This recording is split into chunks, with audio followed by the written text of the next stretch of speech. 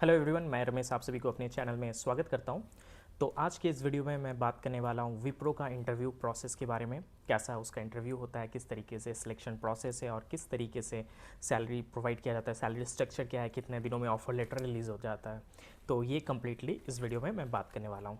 तो सबसे पहला बता देता हूँ कि अगर आप बीटेक रिलेटेड हो या फिर कोई भी टेक्नोलॉजी डोमेन से हो तो आपके लिए वीडियो रेलिवेंट नहीं हो सकता है, क्योंकि उन लोग का लिए अलग एंटिटी है, उन लोग के लिए अलग प्रोसीजर है। ये वीडियो उन लोग के लिए जो लोग फाइनेंस डोमेन से या फिर बीपीएस डोमेन उन लोगों के लिए हेल्पफुल हो सकता है जस्ट।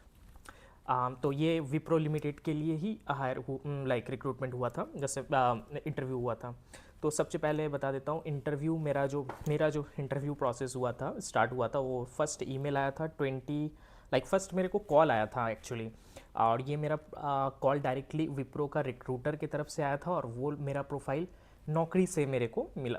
वो लोग मेरे को खोजे थे, मैंने कोई अप्लाई वगैरह नहीं किया था, कुछ नहीं, जस्ट वहाँ से आया था। और ये रहा फर्स्ट ईमेल जो फर्स्ट ईमेल यहाँ पे मैं दिखा देना चाह रहा हूँ कि मैं रिक्रूटर का नाम नहीं दिखाना चाहता हूँ, क्योंकि लाइक कॉन्फिडेंशियलिटी के लिए। तो ये रहा, अगर आप देख पा रहे होगे तो, कि कॉर्पोरेट अकाउंटिंग के लिए बेसिकली ये रिक्रूटमेंट हुआ था। ईमेल आया था मेरे को, मेरे को रिज्यूम वगैरह सेंड करने के लिए बोला गया। जब जस्ट एक बार रिक्रूटर का कॉल वगैरह हुआ, उसके बाद मैंने रिज्यूम भेजा। तो मैं बेसिकली एचआर डोमेन से एक्सपीरियंस हूँ, लाइक ओवरऑल मेरा पेरोल का एंड टू एंड नॉलेज है, ग्लोबल पेरोल का, और साथ ही साथ अकाउंटिंग वगैरह का नॉलेज है, पेरोल रिलेटेड जस्ट ओनली। तो ये जो काम था थोड़ा सा डिफरेंट था, पेरोल से रिलेटेड नहीं था ये, लाइक मोर और लेस कॉर्पोरेट अकाउंटिंग का पार्ट था। लाइक वहाँ पे वेंडर वगैरह का बजटिंग वगैरह, कॉस्ट मेजरमेंट्स, ये सब का कुछ प्रोजेक्शन वगैरह का था। तो लेकिन हालांकि उन लोगों ने मेरे को लाइक प्रेफरेंस इसलिए दिया क्योंकि मेरा current organisation big four, one of the big four था, तो इसलिए मेरे को प्रेफरेंस दिया गया उसमें। अब मेरा इंटरव्यू टोटल 5 अलग अलग पर्सन से हुआ। तो सबसे पहला मेरे 21 अगस्त को मैं जब दे दिया रिज्यूम वगैरह, 27 को फर्स्ट इंटरव्यू हुआ। वहाँ का कोई मैनेजर वगैरह होगा, विप्रो दिल्ली लोकेशन का। तो just normal accounting related question पूछा गया सिर्फ। उसके बाद दूसरा फिर और एक विप्रो का ही हायर, और उससे भी हायर उसका होगा कोई, लाइक लीड वगैरह कोई भी हो सकता है, मेरे को एग्जैक्ट पता नहीं क्या पोजीशन है क्या नहीं। तो उसके साथ हुआ, तो उसमें भी सेम वही अकाउंटिंग रिलेटेड क्वेश्चन, कुछ मेरा डोमेन रिलेटेड क्वेश्चंस पूछा गया। सिंस मेरा ये रेलिवेंट नहीं था डोमेन रिलेटेड, तो इसलिए मेरे को डोमेन पे वो लोग जा नहीं रहे थे एग्जैक्टली। उसके बाद वहाँ पे भी उन लोगों ने मेरे को ओके कर दिया। उसके बाद डायरेक्टली मेरा कॉल हुआ क्लाइंट के साथ। तो क्लाइंट का में भी 2 राउंड का इंटरव्यू हुआ था। उन लोगों का मैं नाम वगैरह सर्च किया था लिंक्डइन में कि कौन है, कौन महान हस्ती है। तो हाँ, उनके साथ बात हुआ। तो उनका एक जन एवीपी था और एक जन वीपी था। तो एवीपी ने भी सेम नॉर्मल, थोड़ा सा ही, ज़्यादा नहीं, 15 मिनट का जस्ट क्वेश्चंस वगैरह पूछा, अकाउंटिंग वगैरह नहीं, जस्ट नॉर्मल कैसे क्या काम करते हो, जस्ट ये सब रिलेटेड, कोई अकाउंटिंग वगैरह रिलेटेड नहीं, डोमेन रिलेटेड थोड़ा बहुत, और अपना काम क्या करते हैं वो मेरे को समझाया। सेम उसके बाद वीपी के साथ हुआ, तो भी बताया कि वो लोग क्या करते हैं, वो लोग प्रोजेक्शन करते हैं, उस हिसाब से बजटिंग करते हैं और उतना ही वेंडर को पिच करते हैं कि इतना अमाउंट का वो लोग का इंश्योरेंस रिलेटेड काम है बेसिकली, तो रियल एस्टेट इंश्योरेंस का, कि इतना में ही फाइनल करना है ये वगैरह। तो इस तरीके से काम है, मेरे को समझाया। जस्ट इंटरव्यू मैं नहीं बोलूँगा नहीं कि इंटरव्यू हुआ, जस्ट मेरे को काम कैसा है समझाया और मेरे से पूछा कि इंटरेस्टेड रहोगे कि नहीं काम के लिए। तो अब मेरे को पता नहीं था कि भाई वो लोग बहुत सीरियस हायर कर रहे हैं, तो मैं बोल दिया जस्ट हाँ, सब कुछ ओके है।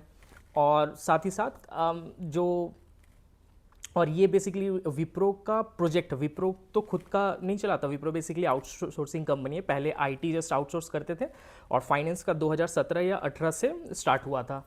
तो विप्रो का ये basically one of the largest real estate company का क्लाइंट था। मैं कंपनी का नाम नहीं बोलूँगा क्लाइंट कौन था, लेकिन हाँ इतना बता सकता हूँ, largest, one of the largest world का। तो एसेट मैनेजमेंट और रियल एस्टेट कंपनी है, तो उसके लिए था। तो उसके बाद सब कुछ हो गया। 27 तारीख, 28 तारीख, 29 ऐसे करके कंटिन्यूअस हुआ मेरा इंटरव्यू। उसके बाद 4 तारीख को भी ये हुआ, एचआर से डिस्कशन हुआ, लाइक रिक्रूटर था कॉल पे और एचआर भी था, एक फाइनल एचआर जो मेरे साथ सैलरी वगैरह नेगोशिएट कर रहा था। तो मेरा करेंट सैलरी जो भी था उसके ऊपर मेरे को विप्रो 30% ऑफ़र किया और बोला कि वो लोग वर्क फ्रॉम होम देंगे, मतलब ऑफिस नहीं आना होगा, कंप्लीटली वर्क फ्रॉम होम है, अगर ऑफिस जाना होगा तो वो लोग पैसा दे देंगे सब कुछ, ऐसा ऐसा मेरे को बोला गया। लाइक वर्क फ्रॉम होम में रहेगा 5 वर्किंग डेज, जैसा नॉर्मल मंडे टू फ्राइडे ये। और मेरा ये स्पेशली नाइट शिफ्ट रहेगा कम्प्लीटली, लाइक 6 to 3, 6 रात शाम का 6 बजे से रात का 3 बजे तक। तो सब कुछ ऐसा समझाया गया और सब बेनिफिट्स वगैरह ये सब बताया गया।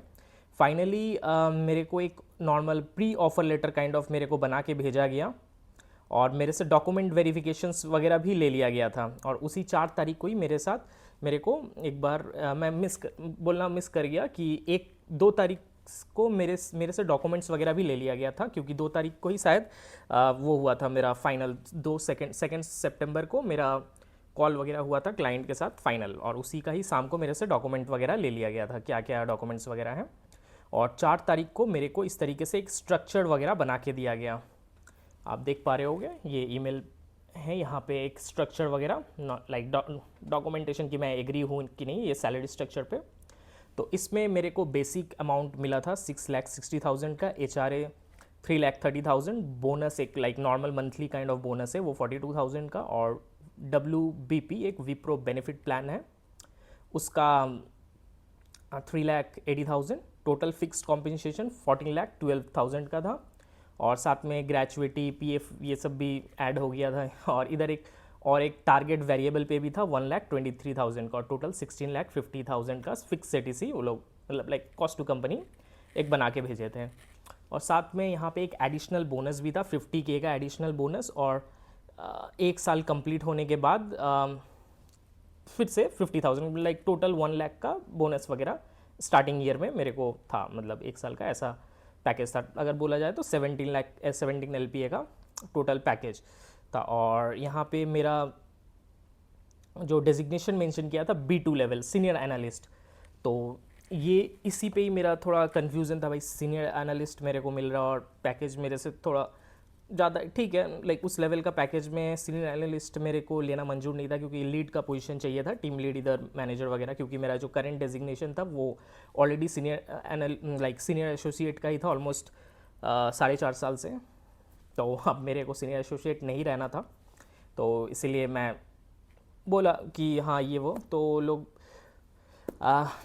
बोले कि यही वैकेंट है, लेकिन वो लोग मेरे को अगर चाहते तो रिवाइज़ कर सकते हैं ऑफ़र वगैरह, अगर रेम्यूनरेशन में कुछ भी अगर लाइक प्रॉब्लम है तो वो लोग रिवाइज़ कर सकते हैं। तो मैं बोला ठीक है कोई नहीं, तो मैं ऑफ़र वगैरह एक्सेप्ट कर लिया, और फाइनली इस तरीके का ऑफ़र लेटर मेरे को आया, लाइक विप्रो ऑफ़र लेटर, एक फॉर्मल ऑफ़र लेटर उसके बाद के दिन 5 सितंबर को आ गया। तो ऑफ़र लेटर आने के बाद फिर बैकग्राउंड वेरिफिकेशन इनिशिएट हो जाता है ऑफ़र लेटर एक्सेप्ट करने के बाद। मैं एक्सेप्ट कर दिया था, बैकग्राउंड वेरिफिकेशन भी इनिशिएट हो गया, बहुत तगड़ा वाला बैकग्राउंड वेरिफिकेशन। लेकिन हालांकि जैसा मेरे को ज्वाइन नहीं करना था, तो इसीलिए मेरे को एक ईमेल सेंड करना पड़ा लाइक इस तरीके का कि मैं ज्वाइन नहीं कर सकता हूँ, और ये मैं 22 सितंबर को मैं भेज दिया कि मैं ज्वाइन नहीं कर पाऊँगा विप्रो का। तो इस तरीके से कुछ हुआ। और ओवरऑल अगर यहाँ पे बात किया जाए विप्रो का बेनिफिट्स रिलेटेड, लाइक मेन है सैलरी स्ट्रक्चर, और यही अगर विप्रो जैसा कंपनीज़ वगैरह में जा रहे हो, अगर 15-12 लाख का ऊपर का पैकेजेस वगैरह है तो ट्राई करना लीड पोजीशन लेके ही जाने का, क्योंकि उस सब में प्रॉब्लम है कि एक लाइक नॉर्मल BPO डोमेन या फिर फाइनेंस डोमेन रिलेटेड हो विदाउट MBA और CA, तो एक लेवल के बाद सैलरी इंक्रीज़ होना बहुत टफ हो जाता है, लाइक 20 LPA 25 LPA पहुँचना बहुत मुश्किल हो जाता है। अगर आप IC रोल में जा रहे हो लाइक इंडिपेंडेंट कंट्रीब्यूटर रोल पे, तो बहुत टफ होता है सर्वाइव करना, क्योंकि वहाँ से स्विच करना बहुत मुश्किल हो जाता है। तो इसीलिए जस्ट मैं यहाँ पे नहीं ज्वाइन किया, नहीं तो मेरे को ज्वाइन करने में कोई प्रॉब्लम नहीं था, जस्ट यही एक इशू था। और हालांकि इससे भी थोड़ा ज़्यादा पैकेज का मेरे को ऑफ़र मिला था, तो फिर वहीं पे जाना था। तो ओवरऑल कतर एयरवेज़ मेरे को 16,50,000 का पैकेज दिया, और विप्रो ऑलमोस्ट 17 लाख का। लेकिन वही है इशू कि पोजीशन नहीं दिया, मेरे को पोजीशन चाहिए था, सीनियर एनालिस्ट नहीं रहना था मेरे को, तो इसीलिए जस्ट मैं मना कर दिया। और लाइक किसी को भी किसी तरीके का लाइक इंटरव्यू रिलेटेड क्वेश्चंस हो या फिर कोई भी डाउट हो, आप मेरे को आराम से पूछ सकते हो, मेरे साथ लिंक्डइन में कनेक्ट हो सकते हो। और बहुत लोग है कि आप ऑलरेडी कॉर्पोरेट में काम कर रहे हो या फिर एमएनसीज में काम कर रहे हो, तो अलग अलग रिक्रूटमेंट पोर्टल में रजिस्टर करने का कोई ज़रूरत नहीं है। दो ही मैं अभी तक का बहुत सारा मेरे को आता है, लाइक लिंक्डइन में बहुत सारा आता है, नौकरी से मैं वही दो ही मैं रजिस्टर करके रखा हूँ। और नौकरी में अधिकतर रिक्रूटर हैं, मतलब अधिकतर कंपनीज का रिक्रूटर है, और लिंक्डइन में भी अधिकतर लाइक डेलॉयट, IBM और भी बहुत सारा EY, ये लोग लाइक लिंक्डइन से ही कनेक्ट करते हैं इन लोग का रिक्रूटर। और सेम और भी लाइक CG का, कैपजेमिनी का या फिर जेनपैक्ट, ये लोग लाइक नौकरी पोर्टल यूज़ करते हैं। तो लाइक ओवरऑल यही दो ही बोला जाए तो दो ही सही हैं लाइक रिक्रूटमेंट के लिए, जॉब खोजने के लिए। बाकी अलग पोर्टल से बेकार है मेरे लिए, मेरे हिसाब से बेकार है। और बाकी अगर कोई भी, मैं एक व्हाट्सअप ग्रुप का भी लिंक नीचे मेंशन कर दूंगा, अगर किसी को ज्वाइन करना हो तो ज्वाइन कर सकते हो। वहाँ पे मैं रेगुलर बेसिस में अब से जो भी रिक्रूटमेंट ड्राइव होगा, चाहे फ्रेशर्स का, जो भी एक्सपीरियंस का, वहाँ पे मैं शेयर करते रहूँगा। अगर ये वीडियो ओवरऑल अगर आप सभी को अच्छा लगा तो प्लीज़ वीडियो को लाइक कर देना और चैनल को सब्सक्राइब। Thank you.